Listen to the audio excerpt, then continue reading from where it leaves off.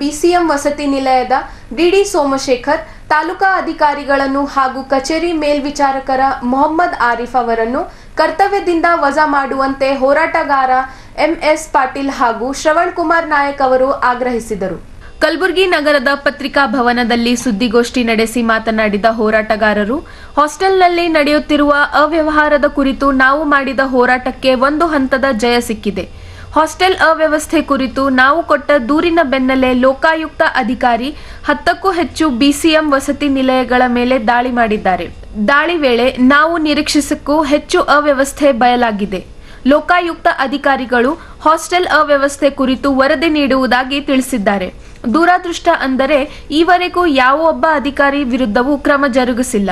ಹೀಗಾಗಿ ಕೂಡಲೇ ಸಂಬಂಧಿಸಿದ ಅಧಿಕಾರಿಗಳು ಈ ಕುರಿತು ಗಮನ ಹರಿಸಿ ಆ ಕ್ರಮದಲ್ಲಿ ಭಾಗಿಯಾದ ಅಧಿಕಾರಿಗಳ ವಿರುದ್ಧ ಕ್ರಮ ಜರುಗಿಸಬೇಕು ಎಂದು ಒತ್ತಾಯಿಸಿದರು.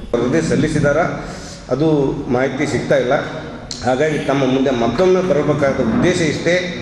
ಇವತ್ತು ದಿವಸ ಕಲಬುರಗಿ ಜಿಲ್ಲೆಯಲ್ಲಿ ಏನು ಹಿಂದೆ ಇರ್ತಕ್ಕಂಥ ಡಿ ಅವರು ಅವರಿಗೆ ಮೆಮೊ ಇಶ್ಯೂ ಆದರೂ ಕೂಡ ಅದರ ಬಗ್ಗೆ ಯಾವುದೇ ತನಿಖೆಯನ್ನು ಮಾಡದೆ ಅದರ ಮೇಲೆ ಕಾರ್ಯಕ್ರಮ ಕೈಗೊಳ್ಳದೆ ಹೊಸದಾಗಿ ಬಂದಿರತಕ್ಕಂಥ ಡಿ ಸೋಮಶೇಖರ್ ಅವರು ಏನು ಗುತ್ತೇದಾರರ ಪರವಾಗಿ ಬ್ಯಾಟ್ ಬೀಸುವ ಮುಖಾಂತರ ವಾರ್ಡನ್ಗಳಿಗೆ ಯಾವುದೇ ರೀತಿಯ ನಿರ್ಬಂಧನೆ ಹಾಕದೇನೆ, ಗುತ್ತೇದಾರರಿಗೂ ಕೂಡ ಯಾವುದೇ ನಿರ್ಬಂಧ ಹಾಕ್ದೇನೆ ಇವತ್ತು ದಿವಸ ಟೆಂಡರ್ ತೊಗೊಂಡವರು ಏನಿರ್ತದೆ ನಿಯಮ ಅಂತಂದ್ರೆ ಒಂದು ಗೋದಾಮ್ ಮುಖಾಂತರ ವಸತಿ ನಿಲಯಗಳಿಗೆ ಮಟೀರಿಯಲ್ ಸಪ್ಲೈ ಮಾಡ್ತಕ್ಕಂಥದ್ದಾಗಿರ್ಬೋದು, GPRS ಇಡೋದು ಆಗಿರ್ಬೋದು, ಬಯೋಮೆಟ್ರಿಕ್ ಇಡೋದಾಗಿರ್ಬೋದು, ಯಾವುದನ್ನು ನಿಯಮ ಪಾಲನೆ ಮಾಡ್ದೇನೆ ಪ್ರತಿ ತಿಂಗಳು ವಾರ್ಡನ್ಗಳಿಗೆ ಹೆಂಗಂದ್ರೆ ಭಿಕ್ಷೆ ಕೊಟ್ಟಂಗೆ ಒಂದು 10,000 ರೂಪಾಯಿ ಕೊಟ್ಟುಬಿಡೋದು, ಏನು ಬೇಕಾದ ಕೊಳತು ಕಾಯಿಪಲ್ಯ ತೊಗೊಂಡೋಗಿ ಒಂದು ಮುಂದಿನ ಭಾರತ ಭವಿಷ್ಯದ ಯುವ ಮಿತ್ರರಿಗೆ ಒಂದು ಅನ್ನ ಹಾಕ್ತಕ್ಕಂಥದ್ದು ಏನು ಮಾಡ್ತಾಯಿದ್ರೆ ಇದು ಖಂಡನೀಯವಾಗಿದೆ.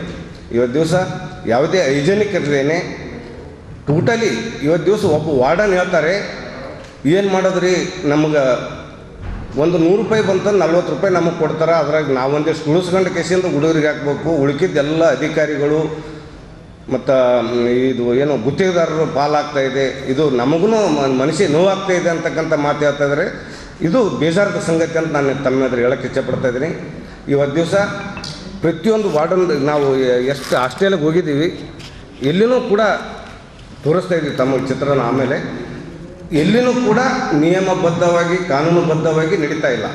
ಅದರ ಜೊತೆಗೆ ಕಲಬುರಗಿ ಜಿಲ್ಲೆಯಲ್ಲಿ ಒಬ್ಬ ಅಧಿಕಾರಿ ಮೊಹಮ್ಮದ್ ಆರಿಫ್ ಅನ್ನೋರು ಸುಮಾರು 23 ವರ್ಷಗಳಿಂದ ಒಂದೇ ಕುರ್ಚಿಯಲ್ಲಿ ಕುಂತು ಕೆಲಸ ಮಾಡ್ತಾ ಇದ್ದಾರೆ.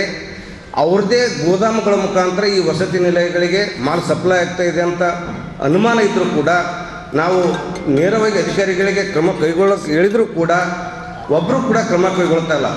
ಉದಾಹರಣೆಗೆ ಹೇಳ್ತಿಂತಂದ್ರೆ ಹಿಂದೆ ಕೆಲವು 1-2 ತಿಂಗಳಿಂದ ಇರ್ಬೋದು, ಒಬ್ಬ ವಾರ್ಡನ್ನು ಮತ್ತು ಒಂದು ವಿದ್ಯಾರ್ಥಿನಿ ವಿಷಯವಾಗಿ ಯಾವುದೋ ಸಣ್ಣ ವಿಷಯಕ್ಕೆ ಕಿರಿಕಿರಿ ಆದಾಗ ಆ ವಾರ್ಡನ್ನವ್ರಿಗೆ ನೋಟಿಸ್ ಕೊಡದೇನೆ ಕೂಡಲೇ ಅವ್ರ ಮೇಲೆ ಕ್ರಮ ಕೈಗೊಂಡಂಥ ಹಿರಿಯ ಅಧಿಕಾರಿಗಳು ಇಷ್ಟೆಲ್ಲ ಹಗರಣ ಮಾಡ್ತಾಯಿದ್ರು. ಡಿ ಅವ್ರ ಮೇಲಾಗಿರ್ಬೋದು, ವಾರ್ಡನ್ಗಳ ಮೇಲಾಗಿರ್ಬೋದು, ಮತ್ತು ಆರಿಫ್ ಅವ್ರ ಮೇಲಾಗಿರ್ಬೋದು, ಒಂದೇ ಒಂದು ಕ್ರಮ ಕೈಗೊಳ್ತಾ ಒಂದು ನೋಟಿಸ್ ಕೊಡ್ತಾ ಇಲ್ಲ. ಅಂದರೆ ಇದ್ರಾಗ ಬರೀ ಏನು ಗುಣಮಟ್ಟದ ಆಹಾರ ಸರಬರಾಜು ಮಾಡಬೇಕಾಗಿತ್ತು ಗುತ್ತಿಗೆದಾರರು, ಆದರೆ ಇವತ್ತು ಯಾವುದೇ ರೀತಿಯಾದ ಟೆಂಡರ್ ಆದೇಶದ ಪ್ರಕಾರ ಯಾವುದೇ ವಸ್ತುಗಳನ್ನು ಸರಿಯಾಗಿ ಸರಬರಾಜು ಮಾಡದೆ, ಗುಣಮಟ್ಟದ ವಸ್ತುಗಳನ್ನು ಸರಬರಾಜು ಮಾಡದೆ ಇವತ್ತು ಪ್ರತಿ ತಿಂಗಳ ಏನು ಅದರ ಬಿಲ್ ಪಾವತಿ ಆಗ್ತಾ ಇದೆ.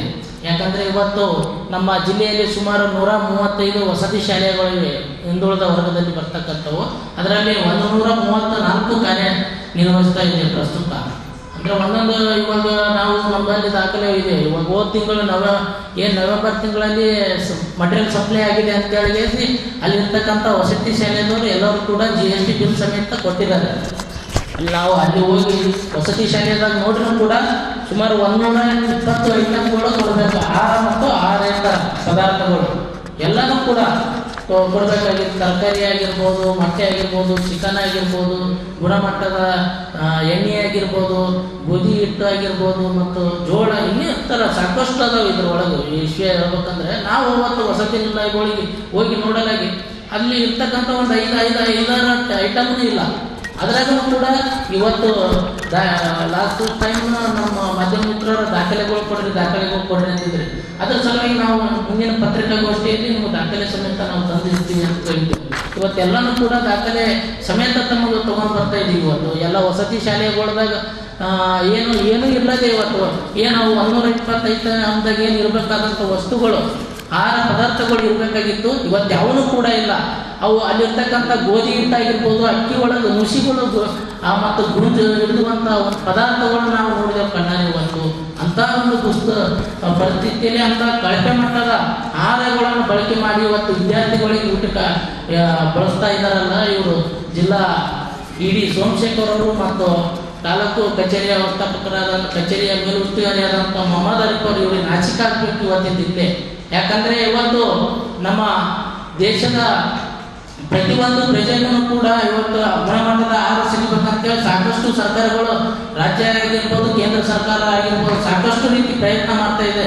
ಆದರೆ ಇವತ್ತಿನ ದಿನ ಏನಾಗುತ್ತೆ ಅಂದ್ರೆ ವಿದ್ಯಾರ್ಥಿಗಳಿಗೆ ಇವತ್ತು ಅಪೌಷ್ಟಿಕಾಂಶ ಆಹಾರ ಕೊಟ್ಟು ಇವತ್ತು ವಿದ್ಯಾರ್ಥಿಗಳಿಗೆ ಅನ್ನಕ್ಕೆ ಕಾರಣ ಆಗ್ತಕ್ಕಂಥ ಇವರಿಗೆ ಯಾವ ಥರ ಹೇಳ್ಬೇಕನ್ನೋದು ಗೊತ್ತಾಗ್ತಾ ಇಲ್ಲ. ಸುದ್ದಿಗೋಷ್ಠಿಯಲ್ಲಿ ಮುಖಂಡರಾದ ಸಿದ್ದು ಕವಲ್ದಾರ್, ನಿಂಗಣ್ಣ ಚಿಗರ್ಹಳ್ಳಿ ಸೇರಿದಂತೆ ಅನೇಕರು ಉಪಸ್ಥಿತರಿದ್ದರು.